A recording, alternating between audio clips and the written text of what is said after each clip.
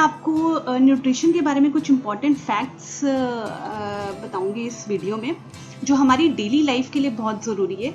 और आप सबको एक अवेयरनेस जो है वो मैं दिलवाना चाहती हूँ कि ताकि जो भी हम अपनी डेली लाइफ में जो हम कंज्यूम करें, जो हम न्यूट्रिशन ले रहे हैं, न्यूट्रिएंट्स ले रहे हैं, क्या वो हमारी बॉडी के लिए सफिशिएंट है और हमारी लिए वो कितना इम्पॉर्टेंट है, क्या रोल वो प्ले करते हैं हमारी लाइफ में। तो इस वीडियो में हम ये सब डिस्कस करेंगे। जैसे कि मैंने प्रीवियस वीडियो में आपको डाइट के बारे में बताया था, तो डाइट हमारे बॉडी के लिए कितना ज़रूरी है और बैलेंस डाइट हमारी बॉडी के लिए कितना ज़रूरी है। तो किसी ने अगर वो डाइट नहीं वाला वीडियो नहीं देखा है तो डिस्क्रिप्शन बॉक्स में मेंशन है लिंक, वो आप वहाँ पर जाकर देख सकते हैं। न्यूट्रिशन क्या होता है?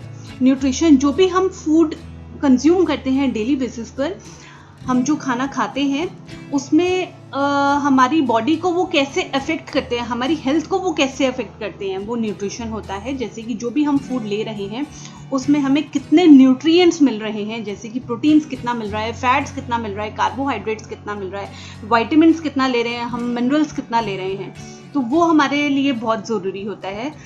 तो न्यूट्रिएंट्स जो हम लेते हैं वो हमारी बॉडी के लिए एक वाइटल फंक्शंस होते हैं जो हम हमारी बॉडी को के लिए जो ज़रूरी होते हैं। जैसे जो भी हम न्यूट्रिएंट्स ले रहे हैं उससे हमें हमारे मसल्स बिल्टअप होते हैं, बोन्स हमारी बनती हैं, टीथ फॉर्मेशन के लिए न्यूट्रिएंट्स बहुत इंपॉर्टेंट होते हैं, ब्लड सर्कुलेशन होता है।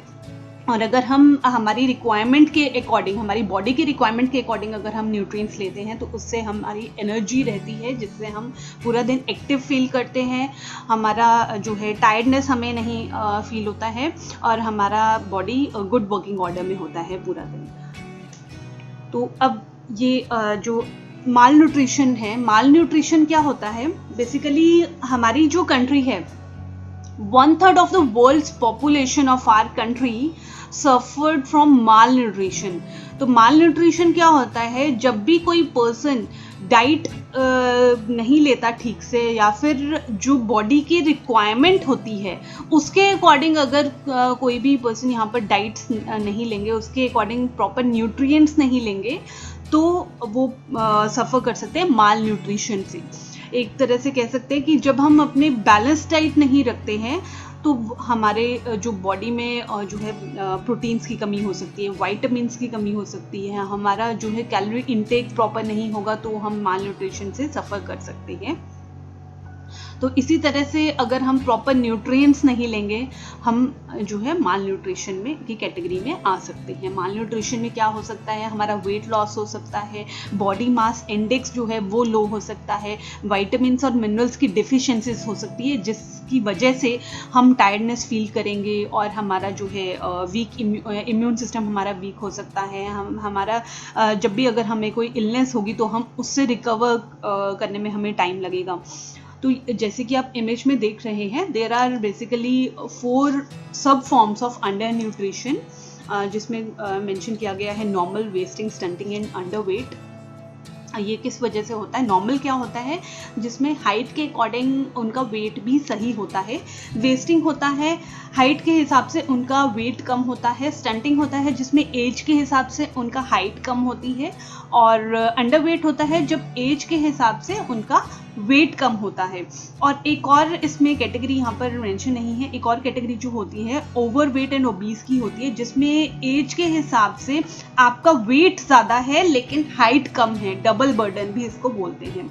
तो अगर ये सब कैटेगरीज में आ जाती हैं, नॉर्मल को छोड़ के बाकी जो कैटेगरीज हैं, तो उसमें प्रोटीन्स, विटामिन्स, मिनरल्स की डेफिशिएंसी के कारण डिजीज़ बहुत होती हैं। और इनफैक्ट अगर ज़्यादा जो है डेफिशिएंसीज हों तो उसकी वजह से डेथ भी हो सकती है। तो माल न्यूट्रिशन के कुछ इम्पॉर्टेंट फैक्ट्स हैं, जैसे कि ये food and agricultural organisation UN of the United Nations की जो रिपोर्ट आई थी उसमें हमारी कंट्री मिल्क एंड पल्सेस में नंबर 1 रैंक पे थी, और rice, wheat, sugar cane, groundnuts, vegetables, fruits and cotton में सेकेंड लार्जेस्ट प्रोड्यूसर है हमारी कंट्री। डिस्पाइट दिस हमारी जो कंट्री की पॉपुलेशन है 14% पॉपुलेशन हमारी अंडर न्यूरिश्ड है according to the state of food security and nutrition in the world report 2020। तो इस रिपोर्ट में ये पाया गया था कि जो 189.2 मिलियन पीपल है वो अंडर न्यूरिश्ड है इंडिया में, जिसमें से 34.7% जो है चिल्ड्रंस हैं अंडर न्यूरिश्ड अंडर एज 5, और 20% of India's children under age 5 suffer from wasting, means their weight is too low for their height, की हाइट के हिसाब से उनका वेट बहुत कम है।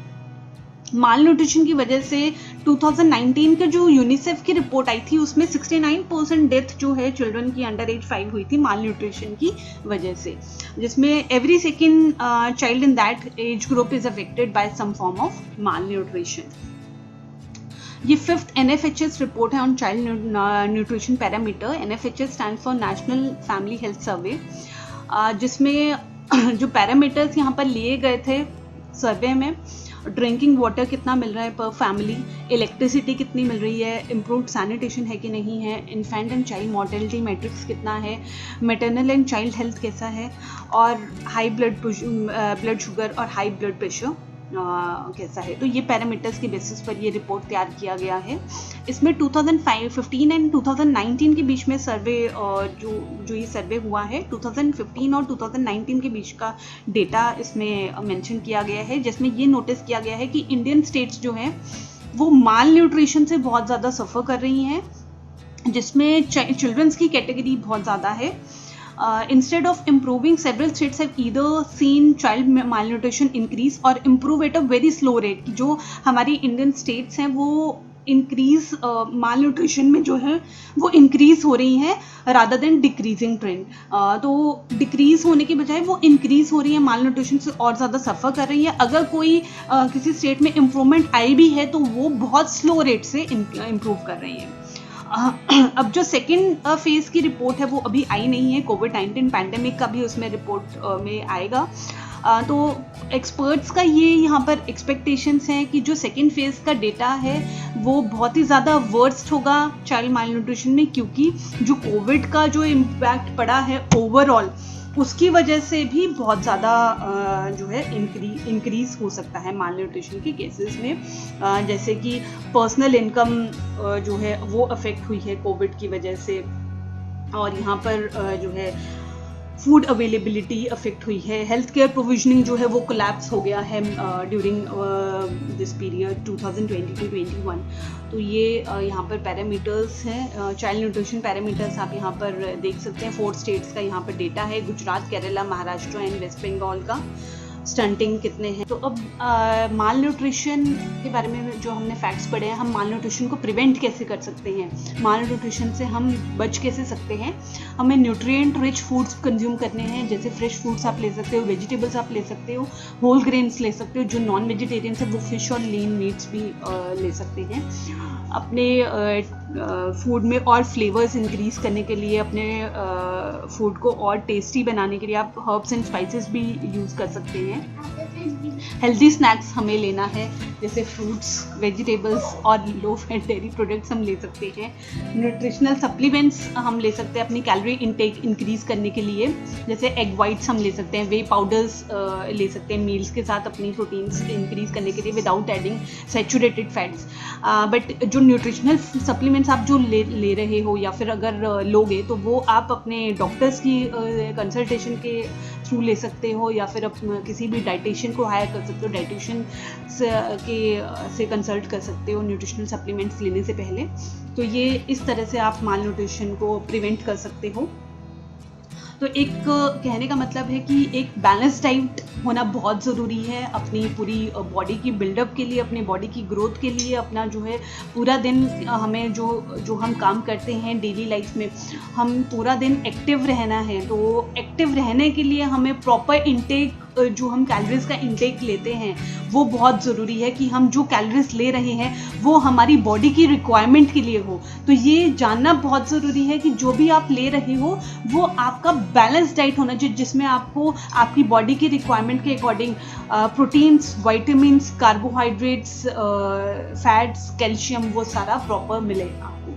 तो अगर आपको ये वीडियो अच्छा लगा हो तो वीडियो को लाइक करो, शेयर करो और सब्सक्राइब करो, और आप कमेंट सेक्शन में भी बता सकते हैं कि हम नेक्स्ट वीडियो किस पर बनाएं। Thanks for watching. Thank you.